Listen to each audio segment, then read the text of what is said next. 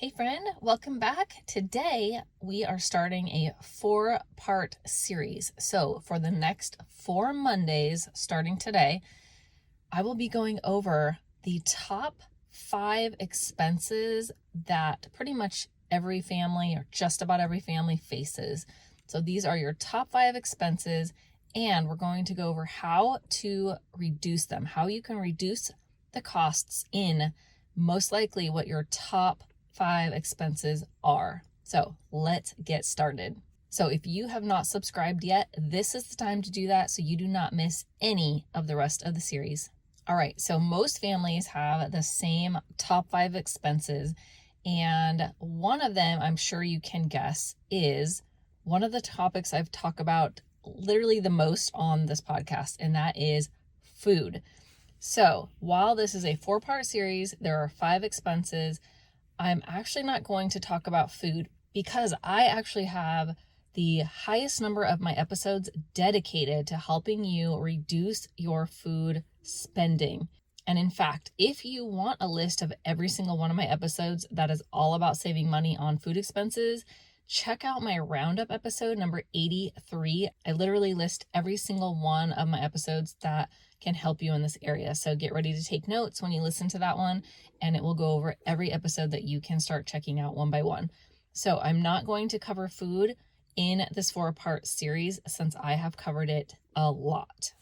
And in fact, later this week, I'll even be going over the Theme Thursday, which is our monthly frugal recipe. So you don't want to miss that one.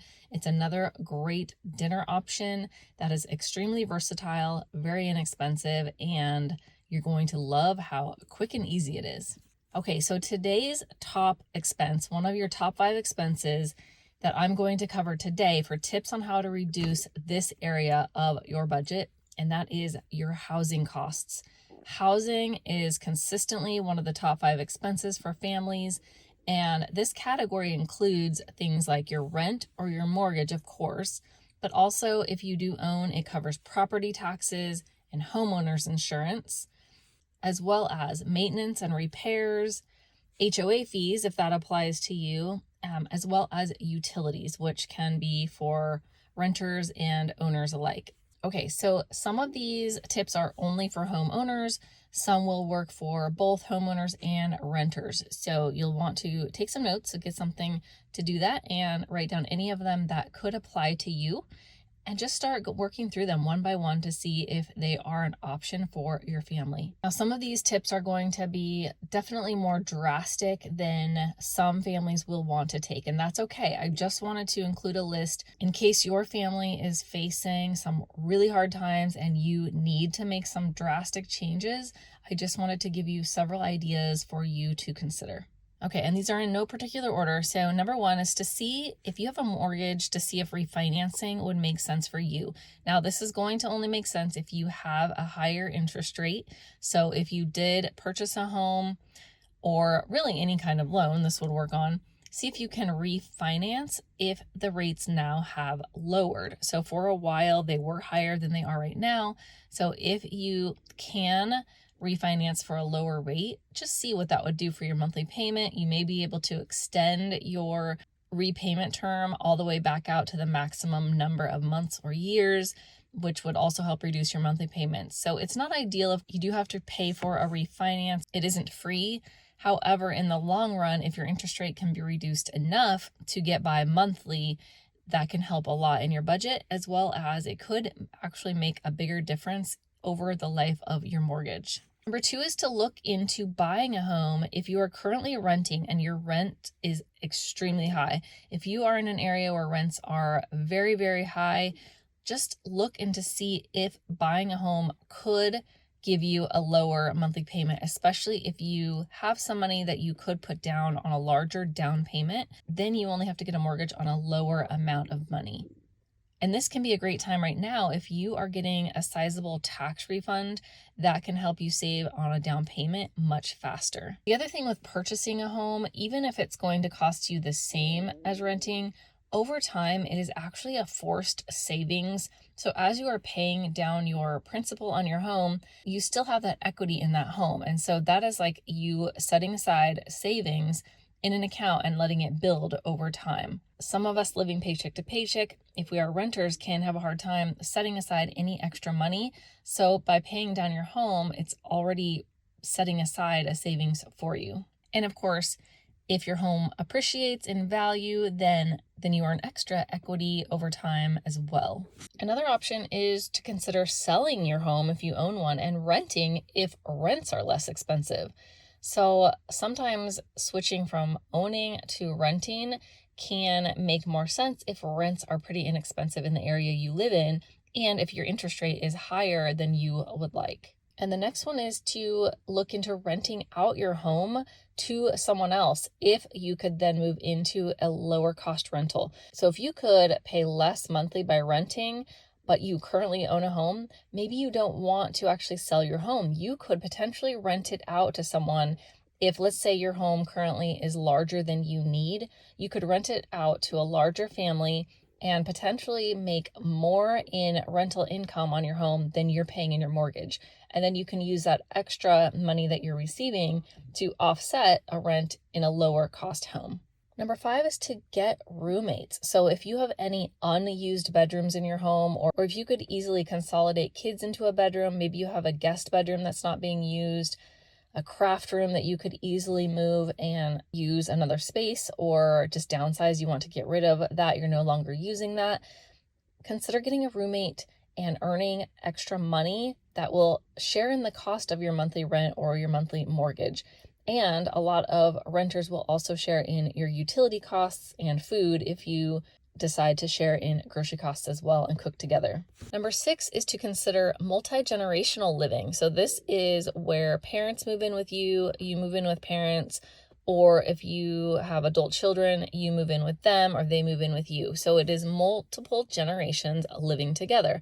This can be a great option as well if you have aging parents that are going to need more care and you don't really have that money to put them in a home, or they just don't want to live in a home. By living together, they are easier to care for when they are near you, and you all can share in the costs as well. Even if they don't need care, this can be a great option just because you are saving costs on your housing for each side of the family. Number 7 is to rent out extra space at your home. And I want you to think inside and outside. So do you have RV parking space available? Do you have anywhere in a driveway that you're not parking a car that someone else could park a vehicle? Do you have any garage space that someone could use to store items, or even closets? There's a great website called storeatmyhouse.com.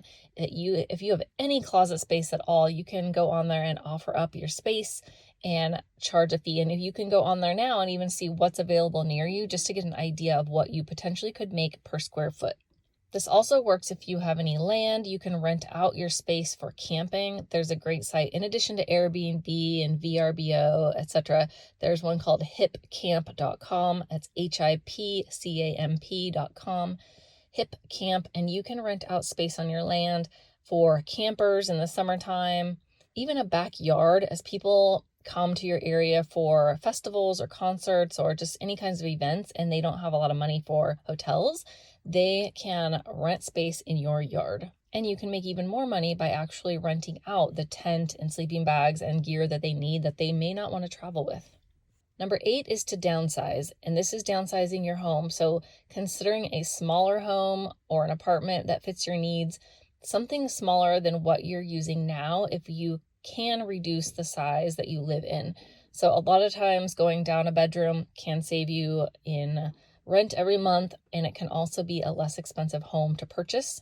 And something to consider is just going minimalist and getting rid of a lot of your items. You can sell them, of course, for some money, but really assessing what you need, because it all takes up space. It takes up space in our minds as well as space in our homes. So if you can eliminate the need for a lot of space and downsize, you can save a lot. Number 9 is if you own a home and you feel like your property taxes are just way too high, you can appeal your property taxes. So what this means is your local county has assessed the value of your home. If you feel like that value seems too high, maybe home values have come down a lot and you feel that they are still assessing you at a too high of a rate, you can consider appealing your property tax assessment. And while it may be a pain to go through or just some time consuming to go through, you may in the end reduce the amount of property taxes that you pay, which will actually save you money every single year.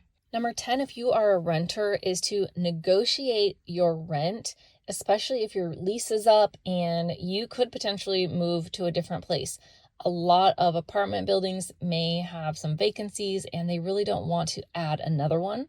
So talk with your landlord, like what kind of discount could you give us? A lot of them raise rates, especially when the lease is up, just an automatic certain amount of percent of an increase.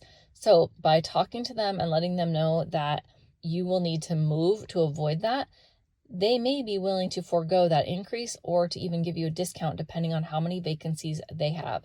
Also look into if they can offer a longer lease in exchange for a reduced monthly rent. So you pay less per month, but you sign a 2-year lease, for example.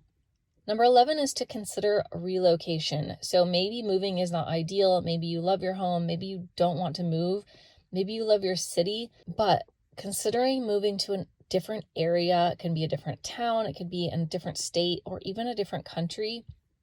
An area with a lower cost of living or a lower, more affordable housing market can greatly reduce your expenses, especially if you are able to keep your job because you work from home and maybe you currently live in a higher cost of living area, so you have a great salary, but you could also benefit double by living in a lower cost of living area.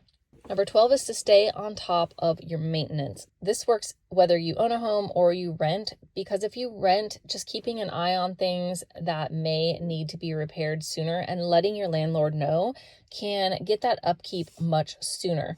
But if you own a home too, that regular upkeep and maintenance can go a long way in preventing very costly repairs in the future. And of course, this is one of my monthly themes on a Theme Thursday, is just some preventative maintenance tips for your home as well as your car, just that can help things continue to run smoothly and avoid those expensive repairs. Number 13 is to review your home insurance. So this is homeowner's insurance if you own a home, but it's also renter's insurance if you currently rent. So regardless of the type of home insurance you have, reviewing it regularly can help you get the best rates. Shop around every single time you are going to have to pay it. For homeowners insurance, that's once a year. So that's a great time ahead of the payment date to start looking around and seeing if other companies will charge you a lot less. We actually did this in our family just this past fall when our homeowners had to be paid, and we reduced our homeowners insurance by several hundreds of dollars, which we had ignored doing this for many, many years. So I highly recommend it. It does take a little bit of time, but it can be worth a lot of money in the end. And make sure you are not paying for anything unnecessary, any extras that you don't need to be paying for. Look over your contract and every single thing that it covers and see if you can remove certain components that you don't need and reduce your rate even further.